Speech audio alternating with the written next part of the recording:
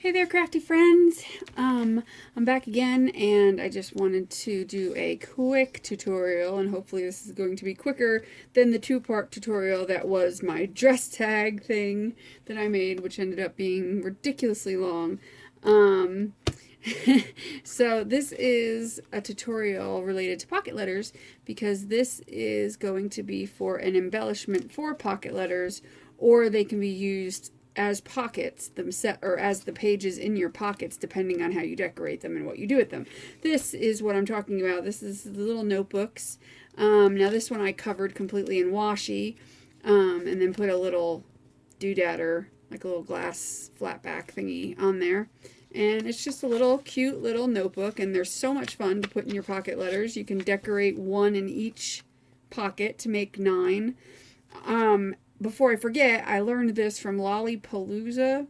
I'll link her video below. That's who I learned how to make the basic one with the staple from, and then I came up with an idea to use, which it's not my idea to use string to bind a book, obviously, but I thought, oh, I can probably do the string with this.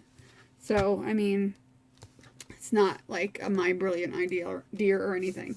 But I'll show you how to do staple one real quick, and I'll show you or tell you the measurements that you're going to need. You're going to need one, and I would imagine it would have to be cardstock, and because you want the cover to be a little bit sturdier than the pages. I mean, you don't have to, but the cover would be 5 by 3.5. And it would be 5 by 3.5 because your pocket letters are 3.5 by 2.5, and then obviously it's going to get folded in half. So that's a good way to remember the measurement. It's only double the width of your pocket letter, and then the same length. So best way to remember that. Now, as far as your pockets go, I measured them 1/4 of an inch less than, well, I believe I did it 1/4 of an inch less, because yeah, I did it 4 3/4 across, and then 3 1/4 instead of so yeah, it's 1/4 of an inch less. I was just making sure, because there was at one point I changed the measurement a little bit because it was not small enough and I wanted it just a little smaller. So this way, and obviously I'm not putting all of these pages in one. I'm going to put, you don't want to put too many pages. I think 8. So I think I took 8 pieces of paper like this and then folded it, and that was the biggest I did, I believe, and was able to get away with 1, 2, 3, 4, 5. Yeah. So if you just take 8 like this folded, so that would be 16 pages. And so what you're going to do is, now you don't have to round the corners, but I did. I have the little corner rounder. If you don't have one, you don't have to do it. Not a big deal. Or you can just cut little snips off the edges for like a little diagonal look. You can do that too. It's, easy peasy. You can do anything. So how many do I got here? I got 3. Let's see. 4, 5, 6, 7, and 8. I believe I have 8. Let's double check. 3, 4, 5, 6, 7, 8. Okay. So I've got my 8 pages. I got my handy dandy cover that we made, or that you made when you make it. I don't know. You're going to center it in your cover, and actually bend your cover first. I forgot about that part. You're going to want to bend your cover first, and your pages, so that you have the fold line, so that you can see where you're doing things, so that you don't screw it up. So if you have the fold on it, it makes it easier to staple it. So you're going to bend it, then you're going to kind of fold it back out so that it's not a pain in the butt, and just so you could see the fold line. Then you're just going to kind of even it up, make sure it looks even all the way around as much as possible. Play with it for a second. Take a minute to kind of make it as even as you can. And if you need to go back in and trim your pages later, you can with scissors or what have you. I had to pull this closer to me, so you might not be able to see it for a second, because I just got to make sure it's even, because, got to be even. Okay, so once I get it even like this and where I want it, I take binder clips and I put one on either side, because, and if I can get them off of my thing that I keep them on, that would be nice. So that this way, and while it's flat, I do this. This way, when I go to staple it, it makes it a heck of a lot easier and they don't move. Then you're going to take your staple, and I marked my stapler, and Lolly tells you this in her video too, I believe she does, because I watched like so many videos. Anyway, I marked my stapler so I know where my staple comes out, just so I can do this from the side and make sure I get it decently even. And you're just going to staple it like 2 staples. It doesn't matter, as long as you don't go off the paper. You know, give yourself like maybe 1/4 of an inch, 1/8 of an inch in from each end. But there's no precise measurement needed for this at all. You're just going to go in and put a staple, and it's going to basically get into the center. That's all you need to worry about. There's no absolute perfection needed. See? Just like that. And then when you fold it and take out your clips, you've got yourself a cute little notebook that you can decorate however you want. You can cover up the outside of the staples by putting like a little strip, putting a strip down here of paper of some sort, gluing it on there. Good as gold. You can dress it up. You can do whatever you want. You can put a ribbon through it, however you want. So then we're going to do another one where I do the string binding, and I'm going to get another 8 sheets, 2, 3, 4, 5, 6, 7, 8. I kind of always just do a stack of these at one time, and this way I have them. Same with the covers, so that as I go along I can just make them quickly. So again, same sizes, and what I'm going to do is again even this up on either side like that. Perfect. I'm going to put my binder clips on. And the binder clips become important because it really does make a difference in holding your stuff together. And it might help if I fold it. I keep forgetting to do that. Do you ever just like have one step that you always like skip over and you just want to get to another step, I guess? I don't know what it is, but I keep forgetting to fold it first. I think I do that every time I make these, and I've made like 20 of them in the past week, and I think I've forgotten every time and had to go back and do it. Not very bright. Okay, let's see. Now I have to go back and realign it after I had it perfectly aligned. That would be the way, wouldn't it? Okay. Nope. I don't like the way the pages are sticking. I'm a perfectionist. I can't help it. And if you have, like I said, if you have to trim a page that seems to be wonky and kind of not cooperating and a little out of place, you know, when it's all done, you can go back and do that. It's not that, you know, big of a deal. For instance, you know, if let's say you did it and you open it up and you have like a wonky page, you can just take it and then, you know, trim it as you need it.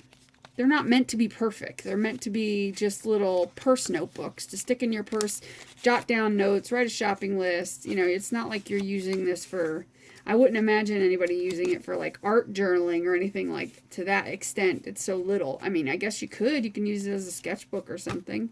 Do like mini art stuff. Okay, so once I get this in the center like this, what I'm going to do is use my crappy dial, and I'm going to use the smallest hole punch, and I'm going to punch a hole on either side, basically just a little ways in, as even as I can get it, which that is a little bit wonky, but you know what? It don't matter. Might help if my hole wasn't clogged. That's what she said. I'm not good at making things perfect. Oh, that one was a lot better. So see, you make 2 holes like that. Easy peasy. You take some twine or what have you, cut off a good length of it. And what I have to help me out, which I probably am not going to be able to find it quick enough to bother, because I probably stuck it somewhere. I don't remember where. Oh, there it is, up in my little drawer thingy. I have this little plasticky thing. You don't need this, but because my eyes are bad and I don't feel like fussing for the sake of the video so that we can get done, I'm going to use it. Because otherwise I'll end up having, it'll be my luck that during the video it'll cause a problem. But I'm just going to, now you could do this a couple different ways. If you want to hang charms from it, you can. But if you're going to put it in a pocket letter, keep in mind hanging charms from it is probably not going to happen. Because if it goes in a pocket letter, unless you, well, I mean, I guess you could if you swing the charm over to the front. You probably could. But I'm going to go in through the back. And of course, this is not big enough for my needle. Alright, maybe I'm not using the needle. Apparently the eye of my needle is too big. I would figure, but like I said, you don't need it. I just thought it would save me time, but apparently not. Because this twine likes to unravel a lot. So it's hard to push it into the hole. Dang it. Ugh, and it tastes like crap. I slicked it to make it easier to do. Anywho, you're just going to put some twine in and you're going to tie a knot. And you're not going to make it like ridiculously tight so that you can't even close your pages, but you're going to make it pretty tight.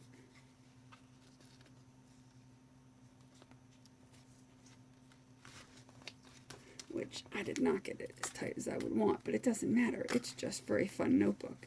Now, you can either leave the little, just leave it as a knot, and then trim it off, you know, put a little glossy accents, maybe to seal it if you really need to. I mean, it's just a notebook. It's not really, like I said, for, you know, or you could put a couple of little beads on it. Like I said, you're going to have to swing them to the front when you put it into the pocket letter, and don't make them too bulky of beads. But if you're doing this for a different project altogether, then you could put whatever you want. You could string the beads, have this go into the center to be like a little Hoosawitza, and to do that, you could just string this back through and make it go so it goes into the center. There's a lot of things you could do. It's endless. So, I mean, you could tie this into a bow, yada yada. So, I hope you like this little tutorial. These notebooks are so cute and they're a lot of fun to make. I sat here and I usually sit and make like 40 of them at a time because they're so easy, so fast. So it's a pocket letter quick tip. I hope you enjoyed it. Don't forget, my contest is still open until Sunday, the 14th of June. So make sure you check for that video. It's a few videos back. It's the hundreds subscriber video. Don't forget to enter that. Go check out that video, and you just gotta do a couple quick things to be entered in the video. And I hope you have a wonderful rest of your day or week or month or whatever. And do what you love and love what you do. And I'll see you guys later. Bye. Hey, really quick. I wanted to mention something that I almost totally forgot that I wanted to give you an idea for these notebooks is, you know, if you only wanted to put one, you know, for them in the pocket letter or whatever, if you wanted to do the whole thing with all of these, you obviously can do that. That's what Lolly had put on her thing that she was doing, is putting one of each of these in the pockets. But what would be cool is if one of them was your letter, and that's how you wrote your letter. Kind of like a little book. You can write, you know, hi, how are you, blah, blah, blah, blah, blah, and write your letter. You don't have to put as many pages as I did either. I put 8, but if you're just going to do your letter, you can put like, you know, 3 pages and folded it would be 6, or however you want to do it. Or you could put 8 and then stamp some images in the rest of the pages if you don't fill it up with your letter that you write. And then they can tear the stamped images out and use them and color them in, and you know, so that's another way to kind of do it. Or you can do that in all the notebooks, make it all stamped images or half of them or something, and make it like a little book of a coloring book almost of stamped images, which would be also really cute. If you're going to write them a letter in it, you can put your picture inside of it if you wanted to, or your pet's picture, or your kids' pictures, just to kind of go along with the letter. You can make it like a mini scrapbook for whoever you're giving, you know, the pocket letter to. You can give them this and fill it up with stuff that you love, pictures and stuff and information, especially if you're already friends with them and you're doing multiple swaps with them. It's kind of a cute idea. And then of course you can give them some blank ones so that they can do that for themselves. I've done it both ways, where I did a whole pocket letter of just the notebooks and I've put my letter in them, and I've done stuff like that. And I've just done it where I've put 1 or 2 notebooks in as just the little embellishments behind my pages, my cards and my pocket letters. So you could do it anyway. So those are just some extra ideas. Again, see you later.